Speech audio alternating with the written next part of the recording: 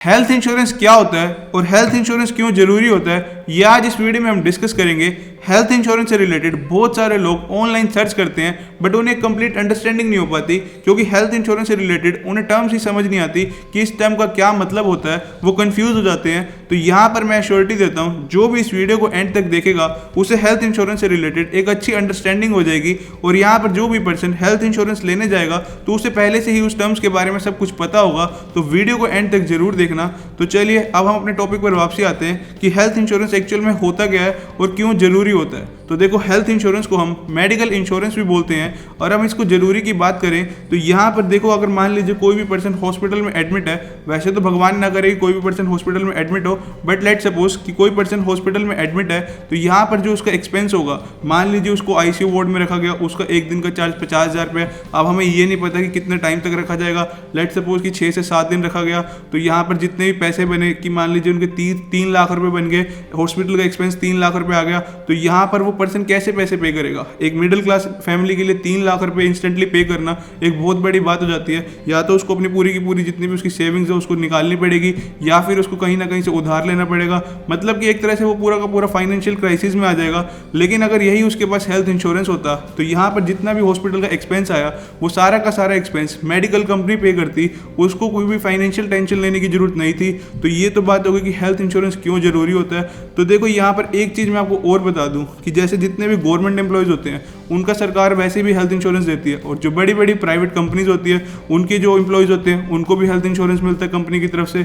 और जो जितने भी गरीब लोग होते हैं, सरकार हेल्थ इंश्योरेंस से रिलेटेड कुछ ना कुछ स्कीम निकालती रहती है। बचा कौन? बचा तो आम इंसान, मिडिल क्लास। अब उसको खुद का ध्यान ही खुद ही रखना है। तो यहाँ पर अब उसको खुद ही अपना एक हेल्थ इंश्योरेंस लेना है। जितनी भी मार्केट में कंपनीज हैं, अब आप पूछो कौन सी कंपनी से हेल्थ इंश्योरेंस ले, तो वो मैं आपको थोड़ा सा वीडियो के एंड में बताऊंगा। तो आप वैसे मैंने नीचे डिस्क्रिप्शन में लिंक्स दे रखे हैं, ये कोई पेड वीडियो नहीं है, बट मैंने जो सर्च किया यहाँ पे 3 से 4 कंपनीज हैं, उनके लिंक मैंने नीचे दे रखे हैं। आप अपने अकॉर्डिंगली देख लेना, जहाँ से भी आपको लेना है। अगर आपको किसी एजेंट से लेना है तो आप एजेंट से ले लेना, अगर यहाँ पे जो ये लिंक्स हैं उनसे लेना है उनसे देख लेना। तो यहाँ पर वो आप देख लेना। बस मेरा मतलब है कि हेल्थ इंश्योरेंस से रिलेटेड जितनी भी टर्म्स हैं वो आपको सारी की सारी अच्छे तरीके से पता चल जाए। तो चलिए अब हम आगे स्टार्ट करते हैं। अब बात आती है कि हमें हेल्थ इंश्योरेंस कब लेना चाहिए। तो देखो, वैसे तो एक थंब रूल होता है कि जितना भी आपका महीने का एक्सपेंसेस है उसका 6 टाइम तक आपके पास एक सिक्योर्ड पड़ा होना चाहिए, ताकि कभी भी कुछ भी एक इमरजेंसी है, मान लीजिए कल को आपकी जॉब चलेगी, तो आपका 6 टाइम तक आपका पैसा आपके पास होना चाहिए। जितना भी मंथली आपका एक्सपेंस है उसका 6 टाइम तक आपके पास होना चाहिए। उसके बाद ही आपको अपना हेल्थ इंश्योरेंस और लाइफ इंश्योरेंस में इन्वेस्ट करना चाहिए। यहाँ पर हम बात करेंगे हेल्थ इंश्योरेंस और लाइफ इंश्योरेंस में क्या डिफरेंस होता है। तो देखो, हेल्थ इंश्योरेंस जैसे कि मैंने आपको बताया कि कोई भी पर्सन हॉस्पिटल में एडमिट है, उसका जो भी एक्सपेंस आता है तो वो सारा का सारा एक्सपेंस मेडिकल कंपनी पे करेगी। और वहीं दूसरी तरफ लाइफ इंश्योरेंस की बात करें तो इस केस में अगर पर्सन की डेथ हो जाती है तो उसके बाद जो भी पैसा उसको मिलता है डेथ के बाद, जो सम एश्योर्ड होता है, वो सारा का सारा पैसा उसके नॉमिनी को मिलेगा। मतलब कि जिसने भी उसको नॉमिनी बनाया होगा, ताकि उसकी फैमिली को कल को कोई दिक्कत ना आए उसके जाने के बाद। तो ये तो हो गया हेल्थ इंश्योरेंस और लाइफ इंश्योरेंस में छोटा सा डिफरेंस, मैंने आपको ऐसे ही बता दिया। तो हम यहाँ पर बात कर रहे थे कि कब हमें हेल्थ इंश्योरेंस लेना चाहिए। तो देखो, यही सबसे बड़ा थंब रूल यही है कि आपके पास पहले कुछ ना कुछ 6 मंथ तक की सेविंग्स होनी चाहिए, उसके बाद ही आपको हेल्थ इंश्योरेंस की तरफ जाना चाहिए। अब यहाँ पर कुछ लोग पूछते हैं कि हेल्थ इंश्योरेंस लेना सेफ तो है, कहीं हमारे पैसे डूब तो नहीं जाएंगे। यहाँ पर बेसिकली इस बात का क्या मतलब हुआ कि मतलब कि अगर आप हर साल अपना प्रीमियम भरते हो तो क्या जब भी कोई मेडिकल एक्सपेंस आएगा तो उस टाइम पर कंपनी पे करेंगी कि नहीं करेंगी। जो भी क्लेम, जितना भी मेडिकल एक्सपेंस बना उस टाइम पर मेडिकल कंपनीज ये सारा का सारा क्लेम पास करेंगी कि नहीं करेंगी। तो देखो, ये कंप्लीटली सेफ है। यहाँ पर जब भी आप किसी भी कंपनी का मेडिकल इंश्योरेंस लेते हो तो वहाँ पर कुछ टर्म्स एंड कंडीशंस होती हैं, कुछ टर्म्स होती हैं। अगर उस टर्म्स एंड कंडीशन में सारी की सारी चीज़ें फिट बैठती है, उसी हिसाब से मेडिकल कंपनी पास करती है। ये सारा का सारा एक पूरा का पूरा कंप्लीटली रेगुलेटेड प्रोसेस होता है और इसको देख रेख करता है IRDAI। अब बात आती है कि हेल्थ इंश्योरेंस कितने का मिलता है और हमें कौन सी कंपनी से हेल्थ इंश्योरेंस लेना चाहिए। तो देखो, कितने का मिलता है ये तो पर्सन टू पर्सन डिपेंड करता है। यहाँ पर मान लीजिए कोई 18 साल का व्यक्ति, कोई 25 साल का व्यक्ति, कोई 35 का है, कोई 65 का है, तो यहाँ पर इन सब के जो हेल्थ इंश्योरेंस के प्रीमियम होंगे, मतलब कि जो आपको साल में पैसे पे करने होते हैं, वो सबके अलग अलग होंगे, सबका प्रीमियम अलग अलग होगा। यहाँ पर अगर हम एक 18 साल वाले को देखें और एक 65 साल वाले को देखें तो यहाँ पर 65 साल वाले के ज़्यादा चांसेस हैं कि उसको मेडिकल ट्रीटमेंट लेना पड़े, तो उसी हिसाब से कंपनी देखती है कि किसके जितने ज़्यादा चांसेस है, तो उसी हिसाब से कंपनी प्रीमियम भी बढ़ा देती है। और ये आप पर भी डिपेंड करता है कि आप हेल्थ इंश्योरेंस में कौन कौन सी फैसिलिटी लेते हो। यहाँ पर जैसे कि एग्जांपल के लिए किसी को एक अच्छा सा वीवीआईपी रूम चाहिए, अलग से ही रूम चाहिए, कोई 2 बेड भी शेयर कर सकता है हॉस्पिटल में। अब आप कहोगे कि यार पीजी खोल रखे, नहीं, ऐसा सिस्टम हॉस्पिटल में भी होता है कि आपको 2 बेड वाला रूम चाहिए, सिंगल रूम चाहिए, ये आपकी कंफर्ट के हिसाब से होता है। तो हेल्थ इंश्योरेंस वाली कंपनी एक एक चीज़ देखती है। इस वीडियो में हम आगे भी देखेंगे पूरी की पूरी चीज़ें, सारे के सारे पॉइंट्स भी समझेंगे। तो यहाँ पर बस बेसिकली ये समझ लो कि पर्सन टू पर्सन जो भी हेल्थ इंश्योरेंस है उसका प्रीमियम अलग अलग ही होगा। और इसके अलावा हेल्थ इंश्योरेंस में अलग अलग टाइप्स भी होती हैं कि आपको इंडिविजुअल हेल्थ इंश्योरेंस लेना है कि फैमिली हेल्थ इंश्योरेंस लेना है, अब फैमिली में आपको किस किस को ऐड करवाना है। तो ये सारी की सारी मतलब अलग अलग ही पूरा का पूरा एक पैकेज है, वो आपको अपने अकॉर्डिंगली देखना होगा जब भी आप किसी भी साइट पर जाओगे हेल्थ इंश्योरेंस लेने के लिए। वैसे लिंक नीचे डिस्क्रिप्शन में आप देख लेना, टॉप मोस्ट जितनी भी कंपनीज है उनका लिंक मैंने नीचे दे रखा है। तो जब भी आप हेल्थ इंश्योरेंस लेने जाओगे तो आपको अपने अकॉर्डिंगली सारी डिटेल्स एंटर करनी होगी। उसके बाद ही वहाँ पर आपको पूरा का पूरा खोल के दिखा देगा कि आपका साल का इतना प्रीमियम बनता है, ऐसे ऐसे बनता है। या तो आप किसी भी, अगर आपको कोई नॉन एजेंट हो, वैसे तो मैं आपको एजेंट बिल्कुल भी रिकमेंड नहीं करूँगा क्योंकि उनके ना बेसिकली टारगेट होते हैं, उनको पीछे से इंसेंटिव मिलता है कि आज इसको हेल्थ इंश्योरेंस भेज दिया, आज इसको लाइफ इंश्योरेंस भेज दिया। अगर आपका कोई नॉन हो तो नॉन तो आपके साथ वैसे भी गलत नहीं करेगा, बट आपको खुद भी एक अवेयर रहना चाहिए। तो जैसे भी आप एजेंट से लें चाहे ऑनलाइन ले, वो आप अपने अकॉर्डिंगली देख लेना। तो जैसे कि आप अपनी पूरी की पूरी डिटेल्स डालोगे या एजेंट को बताओगे पूरी की पूरी डिटेल, तो वो एक पूरा का पूरा कैलकुलेट करके आपको बता देगा कि आपका साल का इतना प्रीमियम जाएगा। तो यहाँ पर हेल्थ इंश्योरेंस के प्रीमियम अलग अलग होते हैं। बेसिकली मेरा कहने का मतलब यही था। अब यहाँ पर सबसे इंपॉर्टेंट चीज़ ये आती है कि हमें हेल्थ इंश्योरेंस लेते टाइम किन किन बातों का ध्यान रखना चाहिए और हमें सम एश्योर्ड कितने का लेना चाहिए। सम एश्योर्ड मतलब कि जो मैक्सिमम अमाउंट कंपनी पे करेगी हमारे हेल्थ इंश्योरेंस के लिए, मतलब कि कोई बंदा बीमार हो जाता है तो मान लीजिए उसका सम एश्योर्ड 5 लाख का है और उसका बिल 6 लाख आता है, तो यहाँ पर कंपनी सिर्फ 5 लाख ही पे करेगी, 1 लाख उसको खुद देना पड़ेगा। आप अपना सम एश्योर्ड ज़्यादा भी कर सकते हो, तो उसी हिसाब से आपके प्रीमियम बढ़ जाएंगे। तो वो आप अपने अकॉर्डिंगली देख लेना कि आपको कितना सम एश्योर्ड चाहिए। हाँ, वैसे ये पर्सन टू पर्सन डिपेंड करता है कि उसे कितना सम एश्योर्ड चाहिए। मान लीजिए आप किसी टायर 2 सिटी में रहते हैं, कोई टायर 1 सिटी में रहता है, जैसे कि मान लीजिए आप दिल्ली में रहते हो और कोई हरियाणा में रहता है, तो बेसिकली जो दिल्ली के हॉस्पिटल है वहाँ पर खर्चा ज़्यादा होगा, तो उनको वहाँ पर प्रीमियम ज़्यादा लेने की रिक्वायर्ड होगी। और वैसे जैसे कि हरियाणा के जो हॉस्पिटल्स हैं वहाँ पर थोड़े के थोड़े मतलब कि खर्चा कम होगा। हॉस्पिटल के हिसाब से डिपेंड करता है कि अगर आपके एरिया में आपको कौन से हॉस्पिटल में जाना है, कौन से कैसे, तो आप अपने अकॉर्डिंगली देख लेना कि आपको कितना सम एश्योर्ड लेना है। तो चलिए अब हम सारे के सारे पॉइंट्स देखते हैं कि क्या क्या पॉइंट्स है हेल्थ इंश्योरेंस से रिलेटेड। सबसे पहला पॉइंट यहाँ पर आता है कैशलेस ट्रीटमेंट का। यहाँ पर आपको चेक करना होता है कि कैशलेस ट्रीटमेंट आपकी पॉलिसी में इंक्लूड है कि नहीं। यहाँ पर कैशलेस ट्रीटमेंट का क्या मतलब होता है, मान लीजिए कोई पर्सन बीमार है और हॉस्पिटल में एडमिट है। अब हॉस्पिटल वाले उस पर्सन को तब तक नहीं छोड़ेंगे जब तक उसका जो भी बिल है वो पे ना कर दे। अब इस केस में क्या होगा, या तो जो पर्सन बीमार है वो हॉस्पिटल में अपने पहले पैसे दे दे और फिर बाद में मेडिकल कंपनी से रिक्लेम कर ले, या फिर दूसरे केस में वो मेडिकल कंपनी को पहले ही इन्फॉर्म कर दे कि मैं यहाँ पर हॉस्पिटल में बीमार हूँ, मेरा ये जो भी प्रोसेस जितना भी खर्चा है वो यहाँ पर आप आके देख लो, अगर मेरी पॉलिसी में सारा कवर होता है तो यहाँ पर आप मेरा पूरा का पूरा पैसा भर दो। यहाँ पर अब इस केस में क्या हुआ, इस पर्सन को हॉस्पिटल में कुछ पैसे देने की जरूरत नहीं पड़े अगर सारा का सारा उसकी मेडिकल इंश्योरेंस के अंदर आता है, तो इसे ही हम बोलते हैं कैशलेस ट्रीटमेंट। अब इस केस में आपको एक चीज का ध्यान रखना होता है कि अगर आप प्री प्लान ट्रीटमेंट के लिए जा रहे हो, प्री प्लान मतलब आपको पहले से ही पता है कि आपका 2-3 दिन बाद ट्रीटमेंट है, तो यहाँ पर आपको इस केस में आपको मेडिकल कंपनी को पहले ही बताना होगा कि आपका 3 दिन बाद ट्रीटमेंट है, तो यहाँ पर मेडिकल कंपनी आपको कैशलेस ट्रीटमेंट की फैसिलिटी प्रोवाइड करेगी। अगर आप उनको बाद में बताओगे तो यहाँ पर आपको पैसा रिक्लेम करना पड़ेगा।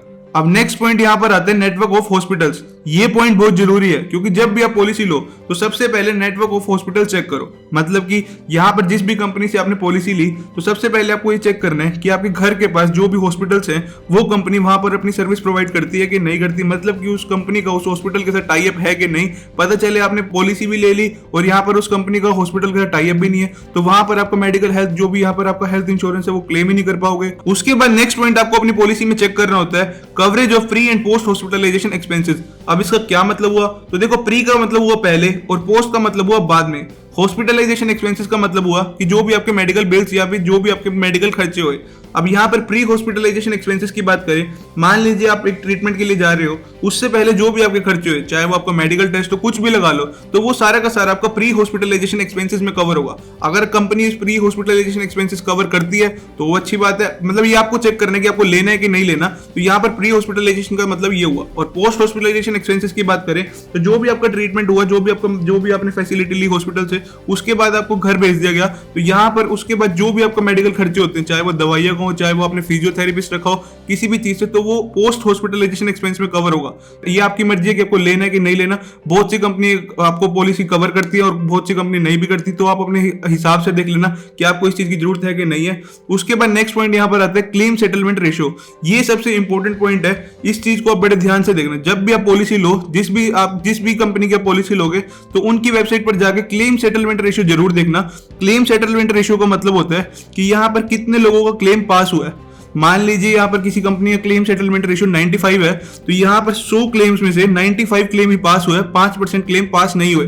तो यहाँ पर जिन भी कंपनी का 95 से प्लस क्लेम सेटलमेंट रेशियो है, तो वो एक अच्छा क्लेम सेटलमेंट रेशियो माना जाता है। तो आप हमेशा कंसीडर करना, जिस भी कंपनी का इंश्योरेंस ले रहे हो, तो यहाँ पर क्लेम सेटलमेंट रेशियो 95 प्लस होना है। उसके बाद नेक्स्ट पॉइंट जो आपको अपनी पॉलिसी में चेक करना होता है, वो है रेस्टोरेशन बेनिफिट का। अब रेस्टोरेशन बेनिफिट्स का क्या मतलब होता है? लेट्स सपोज कि आपने एक फैमिली प्लान लिया, यहाँ पर आपको फैमिली प्लान की लिमिट मिली 10 लाख रुपए की। जो फर्स्ट पर्सन ए है, मान लीजिए वो बीमार हो जाता है और 8 लाख रुपए का वो हेल्थ इंश्योरेंस यूज कर लेता है, तो आपके पास बचे कितने? 2 लाख रुपए।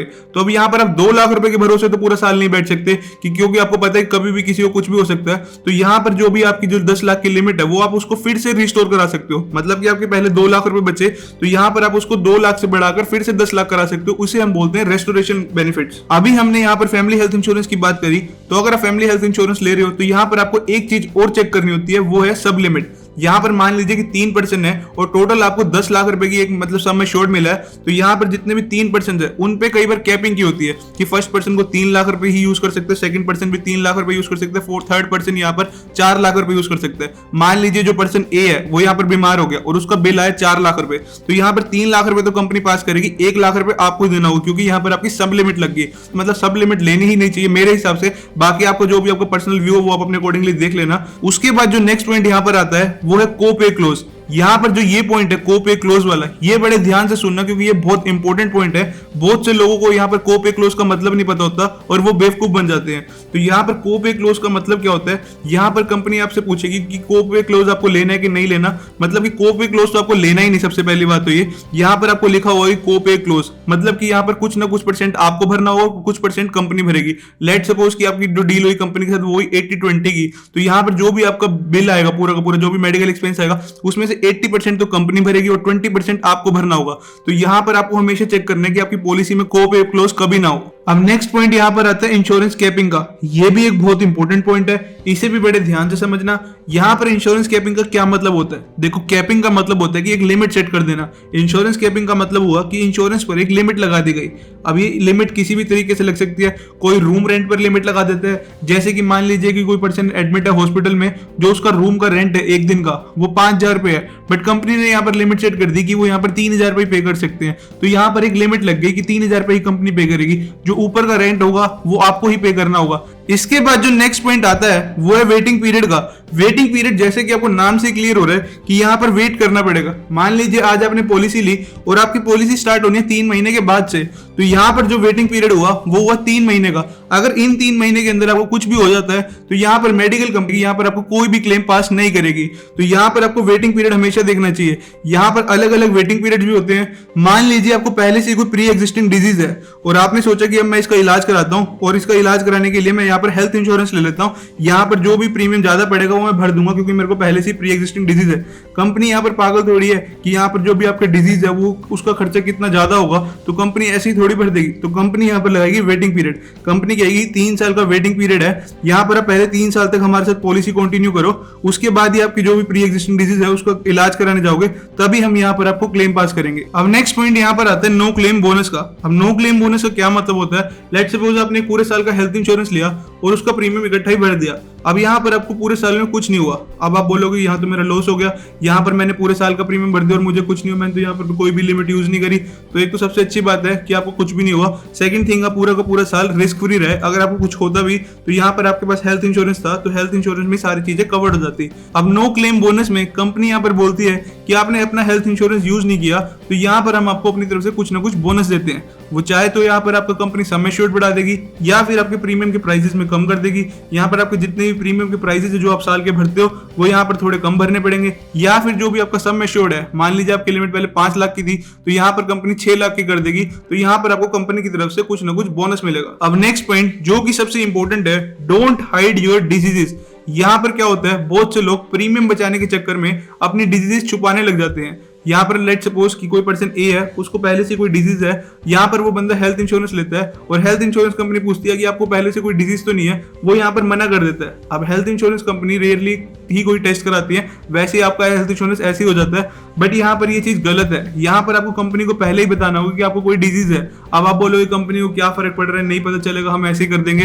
तो देखो, जब भी आप कभी मान लीजिए कल को आप हॉस्पिटल में एडमिट होते हो, तो यहाँ पर डॉक्टर ने अगर पहले ही बोल दिया कि इस बंदे को ये बीमारी पहले से ही थी और आपने मेडिकल कंपनी को नहीं बता रखा कि ये बीमारी आपको पहले से है, तो यहाँ पर मेडिकल कंपनी आपको 1 रुपए का भी यहाँ पर कोई क्लेम पास नहीं करेगी, चाहे आपका इलाज किसी और चीज का भी हो। तो कभी भी अपनी डिजीज छुपानी नहीं चाहिए। इसके बाद जो नेक्स्ट पॉइंट आता है वो है डे केयर प्रोसीजर का। ये आपको चेक करना होगा कि ये आपकी पॉलिसी में इंक्लूड है कि नहीं। अब इसके अंदर क्या होता है कि पहले मान लीजिए अगर आपको कोई मेडिकल क्लेम लेना होता था तो आपको हॉस्पिटल में 24 आवर्स तक रहना होता था, तभी ही मेडिकल कंपनीज आपको क्लेम पास करती थी। अब आज के टाइम में टेक्नोलॉजी इतनी एडवांस हो गई है, मान लीजिए कोई आप ट्रीटमेंट कराने गए तो डॉक्टर ने आपको 5 घंटे के अंदर ही ट्रीटमेंट कर दिया, आपको 24 आवर्स तक हॉस्पिटल में रहने की नीड ही नहीं पड़ी। तो यहाँ पर उस केस में क्या आपको मेडिकल इंश्योरेंस नहीं मिलेगा? अगर आपकी पॉलिसी के अंदर डे केयर प्रोसीजर इंक्लूड है तो यहाँ पर आपका जितना भी खर्चा हुआ तो वो यहाँ पर मेडिकल कंपनी उठाएगी।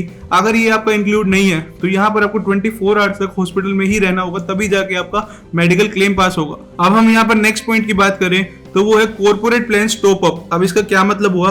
तो बहुत से लोग यहाँ पर मल्टीनेशनल कंपनीज में काम करते हैं, बड़ी बड़ी कंपनीज में काम करते हैं, तो उनके हेल्थ इंश्योरेंस पहले से होते हैं। अब कंपनी ही डिसाइड करती है कि उन्होंने कौन सा हेल्थ इंश्योरेंस ले रखा है। मान लीजिए कि आपको वो हेल्थ इंश्योरेंस पसंद नहीं आया, तो यहाँ पर आप उस प्लान के अंदर अपना टॉप अप भी करा सकते हो, मतलब कि यहाँ पर आप कुछ ना कुछ एड ऑन भी ले सकते हो, तो वो आप अपने अकॉर्डिंगली देख लेना। उसके बाद जो यहाँ पर नेक्स्ट पॉइंट आता है वो है यहाँ पर एम्बुलेंस का। अब क्या होता है कि आपको अपनी पॉलिसी में चेक करना होता है कि जो एम्बुलेंस के चार्जेस हैं वो आपके कवर्ड है कि नहीं है। यहाँ पर बहुत सी पॉलिसीज ऐसी होती हैं कि जहाँ पर आपके एम्बुलेंस के चार्जेस कवर्ड नहीं होते, बट पर्सन को लगता है कि यहाँ पर मैं बीमार हो गया, मैं एम्बुलेंस में गया तो सारा का सारा खर्चा मेडिकल कंपनी उठाएगी। तो यहाँ पर ऐसा नहीं होता, यहाँ पर आपको अपनी पॉलिसी में चेक करना होता है कि यहाँ पर एम्बुलेंस के चार्जेस अवेलेबल है कि नहीं। उसके अलावा यहाँ पर एयर एम्बुलेंस का भी कॉन्सेप्ट है। कई बार इमरजेंसी इतनी ज्यादा हो जाती है कि यहाँ पर आपको फ्लाइट से ही कुछ ना कुछ मतलब ट्रेवल करा दिया जाता है कि ताकि आपका जल्दी से जल्दी इलाज हो जाए, तो वो भी आपको चेक करना होगा कि एयर एम्बुलेंस के चार्जेस भी इंक्लूड है कि नहीं, तो वो आप अपनी पॉलिसी में देख लेना। उसके बाद हम यहाँ पर नेक्स्ट पॉइंट की बात करें तो नेक्स्ट पॉइंट यहाँ पर आता है रूम रेंट का। जैसा कि मैंने आपको पहले ही बताया था कि रूम रेंट को आपको हमेशा देखना चाहिए,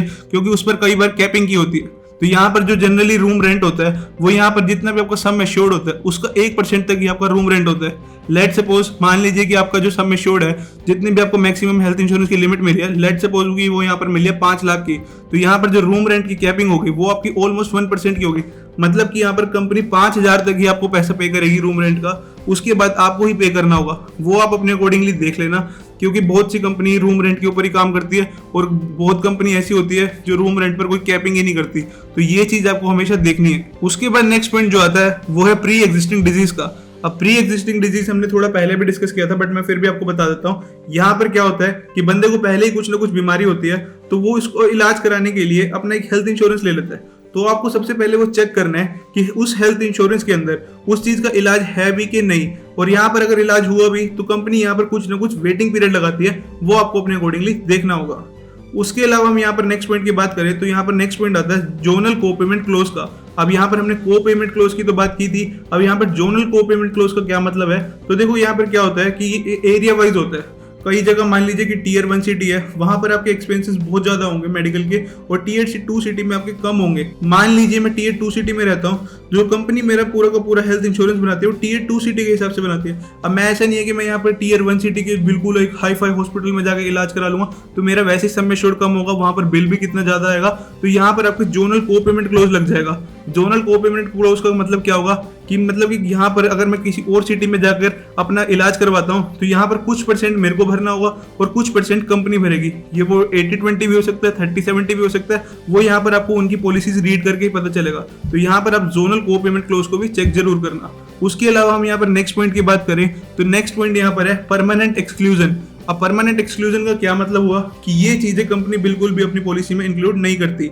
जैसे कि यहाँ पर बहुत से लोगों का शौक होता है एडवेंचर करने का। मान लीजिए कि आप एक बाइक राइडर हो और आप ट्रैक पर बाइक राइडिंग करने गए, क्योंकि ये आपका एक एडवेंचर स्पोर्ट होगा। इस टाइम पर आपको कुछ भी हो जाता है तो कंपनी यहाँ पर आपको कोई भी एक हेल्थ इंश्योरेंस प्रोवाइड नहीं करेगी, क्योंकि company adventure sports, cosmetic surgeries, any drug और नार्कोटिक्स पर मेडिकल कंपनीज कोई भी क्लेम पास नहीं करती। अब ये सारे पॉइंट डिस्कस करने के बाद ये तो हमें समझ आ ही गया कि हेल्थ इंश्योरेंस एक बहुत अच्छी चीज है। अब यहाँ पर बहुत से लोगों का डाउट होगा कि क्या हम मल्टीपल कंपनीज के हेल्थ इंश्योरेंस ले सकते हैं। तो आप बिल्कुल मल्टीपल कंपनीज के हेल्थ इंश्योरेंस ले सकते हो, बट यहाँ पर आप जितनी भी कंपनीज के हेल्थ इंश्योरेंस लोगे उनका आपको प्रीमियम भरना होगा। वो मतलब अगर आप अफोर्ड कर सकते हो, अगर आपको ज़्यादा इंटरेस्ट है तो आप ले सकते हो, बट वैसे मैं रिकमेंड नहीं करूँगा। एक कंपनी का हेल्थ इंश्योरेंस ही बहुत है। बट अगर फिर भी किसी को हेल्थ इंश्योरेंस लेना है, मतलब एक से ज़्यादा हेल्थ इंश्योरेंस लेना है, तो आप एक गवर्नमेंट जो हेल्थ इंश्योरेंस प्रोवाइड करती है आप उसे देख सकते हो। आयुष्मान कार्ड के नाम से आप उसे देख सकते हो। उनके प्रीमियम बहुत कम होते हैं, साल का प्रीमियम भी मतलब 400 रुपए की रेंज के अंदर ही होगा, तो आप उसे कंसीडर कर सकते हो। और एक हेल्थ इंश्योरेंस आप अपनी खुद के हिसाब से देख सकते हो, जहां से भी आपको लेना वो आप अपने अकॉर्डिंगली देख लेना। अब अगला सवाल यहाँ पर लोगों का ये आता है कि हमें हेल्थ इंश्योरेंस कब लेना चाहिए, मतलब कि यंग एज में ही लेना चाहिए कि या फिर हमें थोड़ा वेट करना चाहिए कि जब हमारी थोड़ी उम्र हो जाएगी तब जाके हेल्थ इंश्योरेंस ले। तो यहाँ पर तो सबसे पहले मैं आपको ये बता दूं कि हेल्थ इंश्योरेंस क्यों जरूरी है।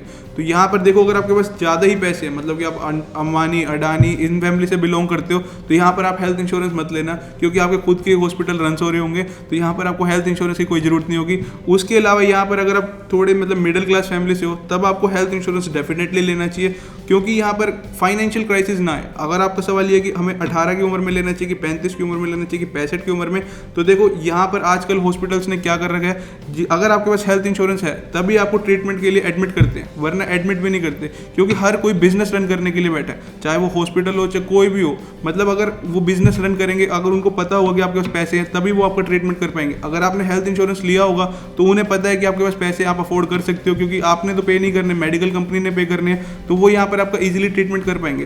तो मोस्ट ऑफ द बड़ी बड़ी सिटीज में तो ऐसा ही हो गया कि अगर जिनके पास हेल्थ इंश्योरेंस है उन्हें ही हॉस्पिटल में एडमिट करते हैं, वरना एडमिट भी नहीं करते, चाहे सीट खाली हो चाहे ना हो। उसके अलावा अगर आप यंग एज में हेल्थ इंश्योरेंस ले लेते हैं तो यहाँ पर आपके प्रीमियम जो है वो टाइम के साथ धीरे धीरे बढ़ेंगे, आपको प्रीमियम कम ही पे करने पड़ेंगे और आपके एड ऑन बहुत सारे बेनिफिट्स होंगे, जैसे कि हमने पीछे डिस्कस किया था कुछ पॉइंट्स के अंदर। और अगर यहाँ पर आपको एक चीज और बता दूं कि अगर आप 65 के बाद हेल्थ इंश्योरेंस लेने जाओगे, 65 की एज के बाद अगर आप हेल्थ इंश्योरेंस लेने जाओगे तो 99.9% कंपनी आपको हेल्थ इंश्योरेंस प्रोवाइड ही नहीं करती, क्योंकि उन्हें पता है कि 65 के बाद तो कुछ ना कुछ वैसे ही बंदे को होता है, तो यहाँ पर हेल्थ इंश्योरेंस प्रोवाइड करने कोई फायदा नहीं है। तो अगर आप 65 की भी एज में हेल्थ इंश्योरेंस लोगे तो उसके जो प्रीमियम्स होंगे वो बहुत ही ज़्यादा होंगे, तो वो आप अपने अकॉर्डिंगली देख लेना कि मतलब आपको कब लेना चाहिए। वैसे तो मैं ये रिकमेंड करूँगा कि हेल्थ इंश्योरेंस सभी पर्सन के पास होना चाहिए, चाहे वो 18 साल का हो, चाहे 25 साल का, चाहे 35 साल का, हेल्थ इंश्योरेंस इज मैंडेटरी। अब हम यहाँ पर हेल्थ इंश्योरेंस कैसे लेते हैं, जस्ट उसका एक बेसिक ओवरव्यू देखते हैं। यहाँ पर हेल्थ इंश्योरेंस मेरी फैमिली में सभी ने अलग अलग जगह से लिया हुआ है। मेरी मदर का जो हेल्थ इंश्योरेंस है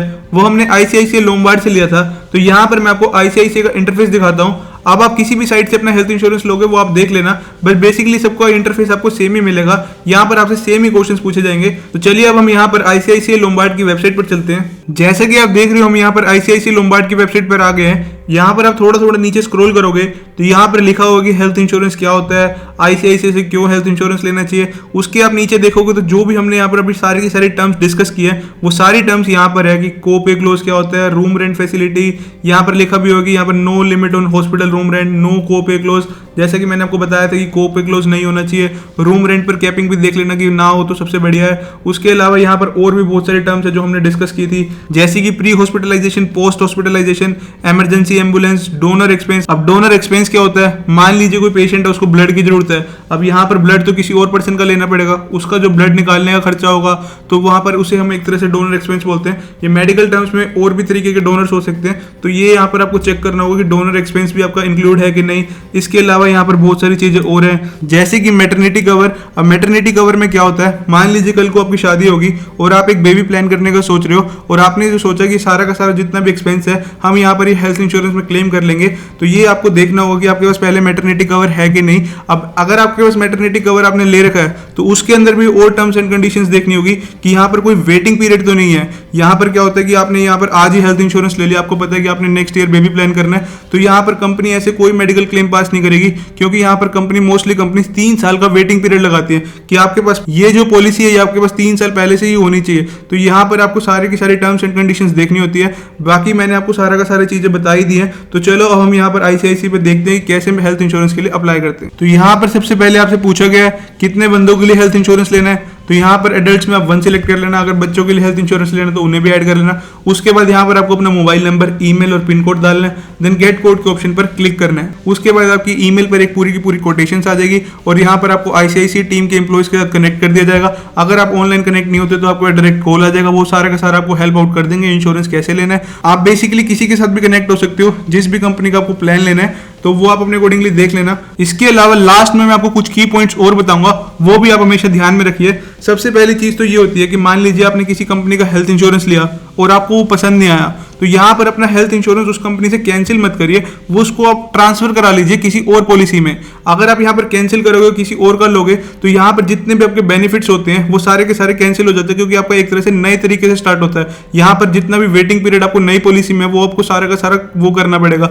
लेकिन अगर यहाँ पर आपने पॉलिसी ट्रांसफर कराई तो यहाँ पर आपने जितना भी वेटिंग पीरियड था वो सारा का सारा कैंसिल हो जाएगा, क्योंकि आप वही पॉलिसी नए तरीके से कंटिन्यू कर रहे हो, ना कि नई पॉलिसी ले रहे हो। इसके अलावा अगर आप हेल्थ इंश्योरेंस लेते हो तो section 80D of income tax act 1961 के तहत यहाँ पर आपको हेल्थ इंश्योरेंस लेने पर आपको इनकम टैक्स बेनिफिट भी मिलता है। और इसके अलावा अगर आप फैमिली प्लान लेते हो तो फैमिली में जो भी सबसे एज पर्सन होता है, मतलब कि जो भी सबसे एल्डर होता है, उसके हिसाब से आपके फैमिली प्लान के प्रीमियम डिसाइड होते हैं। अगर आपने अपनी फैमिली प्लान में पेरेंट्स को ले रखा है तो आपके पेरेंट्स के हिसाब से आपके प्रीमियम डिसाइड होंगे। तो पेरेंट्स का तो हमेशा अलग से ही हेल्थ इंश्योरेंस लेना और अपना अलग से ही हेल्थ इंश्योरेंस लेना।